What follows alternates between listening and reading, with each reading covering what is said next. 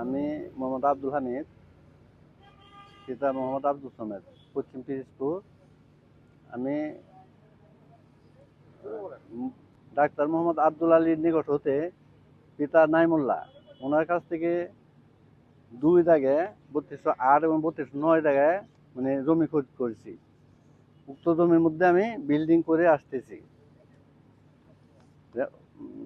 2002 সালে আমি খরিদ করে 2005 সালে আমি 18টি পিলার নির্মাণ করেছি। অদ্যবধি পর্যন্ত মানে বাজারের সমস্যার কারণে, আর্থিক সমস্যার কারণে আমি কাজ করতে পারি নাই। এখন আমি কাজ আরম্ভ করছি। আরম্ভ করার পরে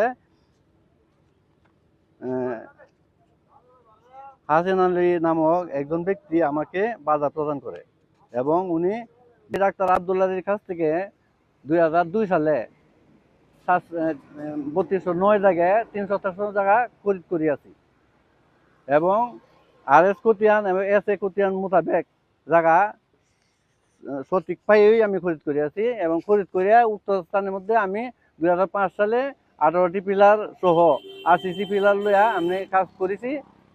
এরপরে অর্থনৈতিক সংকটাপন্ন অবস্থায় আমি আর কাজ করতে পারি নাই। বর্তমানে আর্থিক সচ্ছলতা হওয়ার পর আমি আবার রিটার্ন কাজ ধরেছি, কাজ করিতেছি। এ মত অবস্থায় মানে ভূমি অফিস বাধিত হতে আমাকে বাধা প্রদান করে। বাধা প্রদান করিয়া কাজ আটকিয়ে দেয় এবং বলে যে এখানে 300 কাজ জমি আছে। তা আমি এই কাগজ মতে বা দলিল আজিব মতে কোনো কাজ জমি এখনো পাওয়া যায় নাই।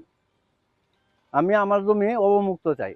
বাধা প্রদান থেকে আমি কেন বাধা দেওয়া হয়েছে, বাধা না দেওয়ার জন্য অব্যাহতি চাই।